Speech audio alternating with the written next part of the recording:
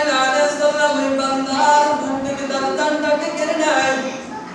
এইবার জানটাকে নিয়ে ওই যে ফেরেশতারা তার কাছে এসেছিল জান্নাতি কাফন নিয়ে এবং সুগন্ধ নিয়ে ওই ফেরেশতার কাছে তার রূহটাকে দিয়ে দেয়।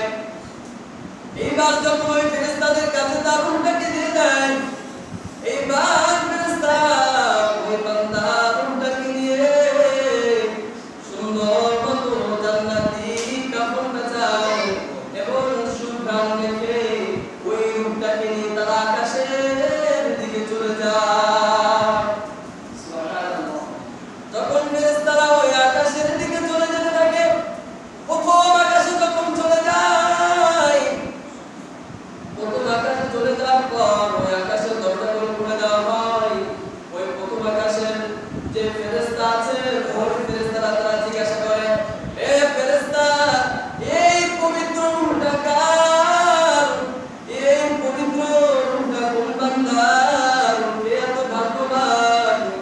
তখন ফেরেশতা বলেন, যেমনি ভাবে আমাদের প্রত্যেকের দুনিয়ার মধ্যে একটা নাম আছে, আমার পিতার একটা নাম আছে, এই দুনিয়ার মধ্যে ওই বান্দার নাম, ওই বান্দার পিতার নাম উল্লেখ করে বলেন, আরে ফেরেশতারা রে, এই বান্দার নাম হচ্ছে, বান্দার পিতার নাম আব্দুর রহমান, এই বান্দার নাম হলো আব্দুল্লাহ। এই আব্দুর রহমানের ছেলে আব্দুল্লাহর রূহ এটা সে মালিকের হুকুম আদায় করেছে, মুত্তাকি হয়েছে। এইবার যখন প্রথম আকাশ থেকে বিদায় নিল, এইভাবে যাইতে যাইতে যখন সপ্তম আকাশে পৌঁছে গেল, এবার যখন সপ্তম আকাশে যাওয়ার পর মালিক ফেরেশতাদেরকে ডাক দিয়ে বলেন, এ আমার ফেরেশতারা রে, এই বান্দা যখন দুনিয়াতে আমি পাঠাইছি, বান্দারে যখন আমি দুনিয়াতে পাঠাইছি, বান্দারে যে আমি একটা হায়াত দিয়েছিলাম, এই বান্দা আমার হুকুম মেনেছে, আমি যেটা করতে বলেছি বান্দা সেটা করেছে, আমি যেটা করতে নিষেধ করেছি বান্দা সেটা করে নাই। এ আমার ফেরেশতারা শোনো না, বান্দা আমার জন্য দুনিয়াতে এমন কোনো কষ্ট নাই করে নাই। যখন জমিনের বুকে সব মানুষ ঘুমায়, তখন বান্দা ঠান্ডা পানি দেওয়া দুনিয়া যায় না সেটা বিছাইয়া, আল্লাহু আকবার বলিয়া আমি মালিকের সামনে দাঁড়িয়ে গেছে। বান্দা নামাজ শেষ করে আমার কাছে দুইখানা হাত বাড়িয়ে কত কান্নাকাটি করেছে, হে ফেরেশতারা দেরি করিস না, আর দেরি করিস না, আমার এই বান্দার নাম আইনের দপ্তরে লিপিবদ্ধ করে দে। সুবহানাল্লাহ। সুবহানাল্লাহ, আলহামদুলিল্লাহ বলা লাগবে। যদি না বলেন তাহলে কিভাবে বলবো যে আপনারা শুনতেছেন বা বলতেছেন? বলতে গেছে সুবহানাল্লাহ, আলহামদুলিল্লাহ। পারবেন না ইনশাআল্লাহ? ইনশাআল্লাহ। যখন ওই বান্দার নামটা আইনের দপ্তরে লেখা হলো, এইবার মালিক বলেন, এ আমার ফেরেশতারা, এই রূহটাকে আবার তোমরা দুনিয়াতে নিয়ে যাও, কেননা আমি এই আদম সন্তানকে সৃষ্টি করেছি, আমি এই মানুষকে মাটি দ্বারা তৈরি করেছি, আবার তাদেরকে মাটিতেই ফিরে দেওয়া হবে। আমি মালিক আবার দ্বিতীয়বার এই মাটি থেকে তাদেরকে উঠাবো। এই কথা বলার পর ফেরেশতারা ওই রূহটাকে নিয়ে এসে ওই লাশটাকে যে কবরে দাফন করা হয়েছে ওই বডির ভিতর ফিট করে দেবে। এইবার যখন ফিট করে দেবে, এবার ফেরেশতারা পৌরাশ বাইশা যখন তাকে প্রশ্ন করবে, এটা আমরা সবাই জানি, মান রাব্বুকা, এক নম্বর প্রশ্ন কি, মান রাব্বুকা, দুই নম্বর প্রশ্ন কি বলেন, মান দীনুকা, আল্লাহ। এক নম্বর প্রশ্ন যে রব্বি আল্লাহ, মান রাব্বুকা, তোমার রবকে, দুই নম্বর প্রশ্ন কি, মান দীনুকা, মান দীনুকা, তিন নম্বর প্রশ্ন কি, মান নবীকা, তোমার রবকে, তোমার ধর্ম কি, তোমার নবীকে। এই তিনটা যখন প্রশ্ন করা হবে, অর্থাৎ মুস্তাফিজ বান্দা তার মুখ দ্বারা এই তিনটা প্রশ্ন দিয়ে দিতে পারবে। আমরা অনেকে মনে করি এই তিনটা প্রশ্ন আমরা সবাই জানি, মান রাব্বুকা, তোমার রব কে, আমার রব আল্লাহ।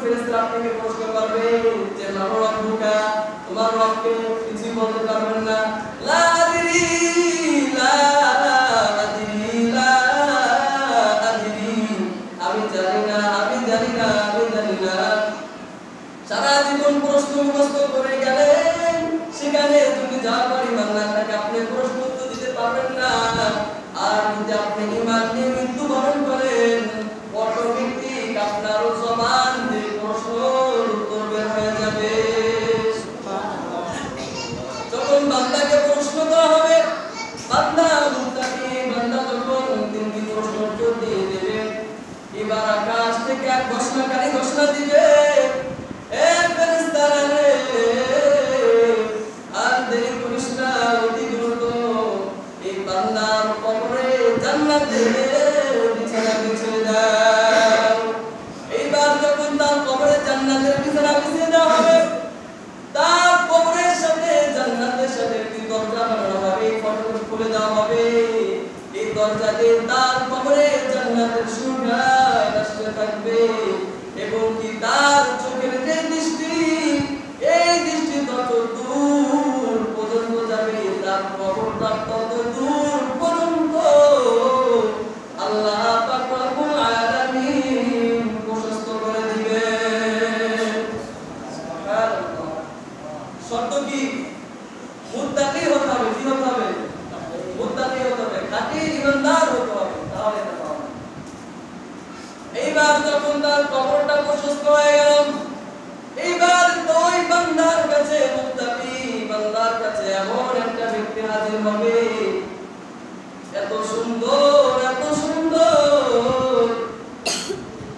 যার চেহারা হবে সূর্যের গায়ে উজ্জ্বল এই বান্দা যখন হাজির হবে ওই মুত্তাকি জিজ্ঞাসা করবে তুমি কে ওই মুত্তাকি জিজ্ঞাসা করবে যে তুমি কে আগে তো তোমাকে আমি দেখি নাই এত সুন্দর চেহারা আমি কোনোদিন দেখি নাই তখন ওই লোকটি বলবে তুমি যে দুনিয়াতে থাকতে যে আমল করেছিলা মালিকের যে হুকুম আদায় করেছো বান্দা মালিক যে হুকুম দিয়ে পাঠিয়েছিল তোমাকে সেই মালিকের যে হুকুম তুমি মেনেছো ওই যে কিছু ন্যাক আমল করেছিলা আমি ওই ন্যাক আমল আজকে তোমার সামনে হাজির হয়ে গেছি বান্দা তোমার চিন্তা নাই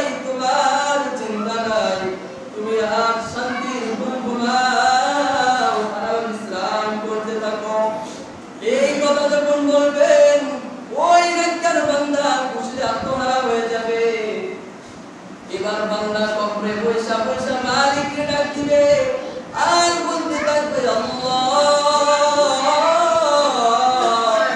তুমি আর দেরি করিও না তুমি কিয়ামত কায়েম করিয়া দাও আমি আমার আত্মীয় স্বজন পাড়া পড়শিদের সাথে দেখা করব যে আমি সকল কাম হয়ে গেছি কি করা লাগবে মালিকের হুকুম মানা লাগবে তাহলে আমরা এটা পাবো আর যদি মালিকের হুকুম না আদায় করি তাহলে পাওয়া সম্ভব বলে আমরা আজ পৃথিবীর বুকে বেঁচে আছি প্রত্যেকটা মানুষ যখন পৃথিবীর বুকে জমিনের উপর দিয়ে চলাফেরা করে এক জায়গায় বর্ণনা এসেছে যে মানুষের কবর আছে যে মাটি আছে এই প্রত্যেকটা মানুষের কবর প্রত্যেকটা মানুষকে প্রতিদিন একবার নয় দুইবার নয় 70 বার ডাকে আর তাকে হুঁশিয়ার করে বলতে থাকে আনা বাইতুল ওয়াহদা আনা বাইতুল দুল্লাহ আনা বাইতুল হায়াতি ওয়াল আকাব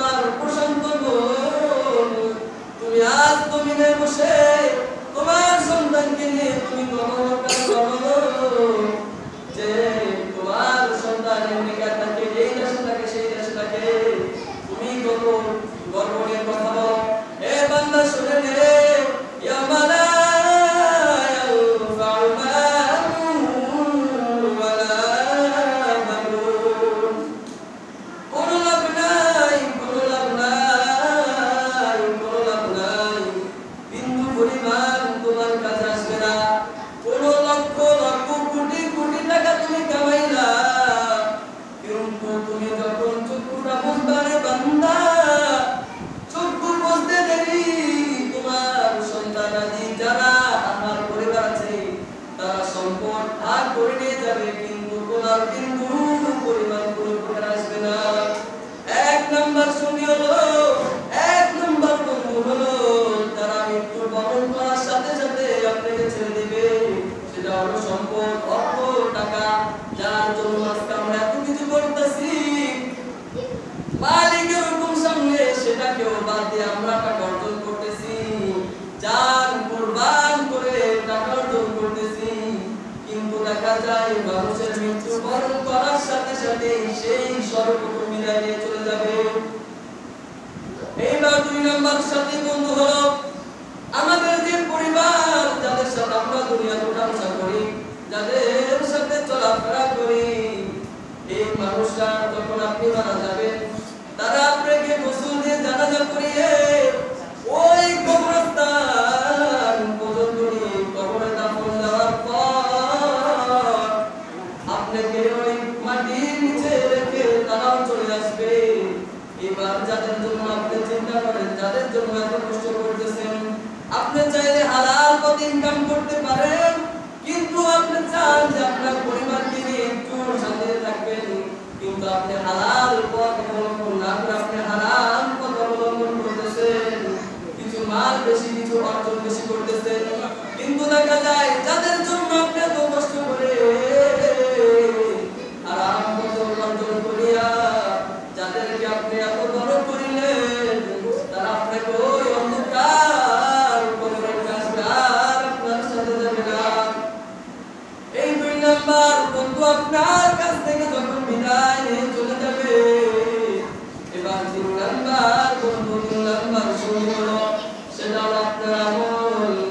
যে দুনিয়ার বুকে হতে আপনি ন্যাক আমল করে থাকেন, কিংবা আপনি যদি বদ আমল করে থাকেন, যেটাই করেন না কেন, যদি আপনি ন্যাক আমল করে থাকেন তাহলে আপনার ন্যাক আমল আপনাকে জান্নাতে নিয়ে যাবে।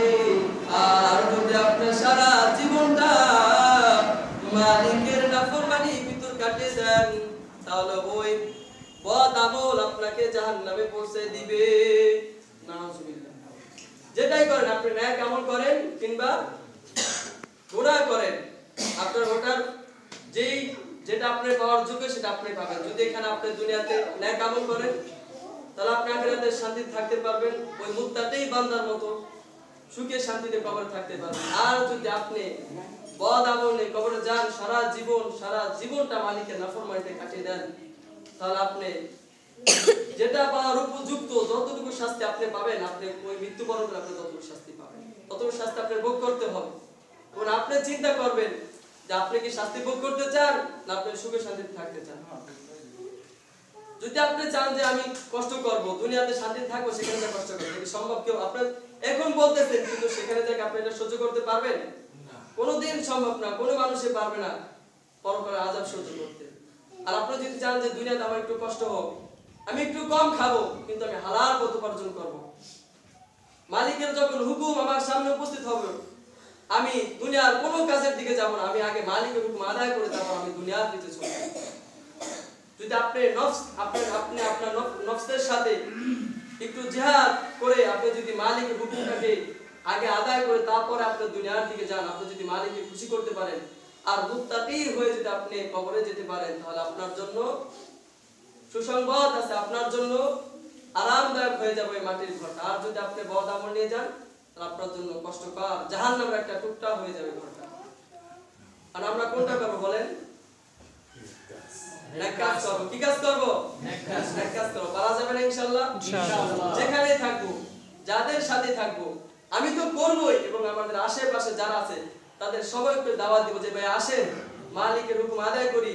মালিকের হুকুম যদি আদায় না করি, তাহলে মালিক আমাদের উপর রাগ হবে না। আর যদি মালিক রাগ হয়ে যায়, আমাদেরকে এই শাস্তি দিবেন, আমাদের এত কষ্ট ভোগ করতে হবে।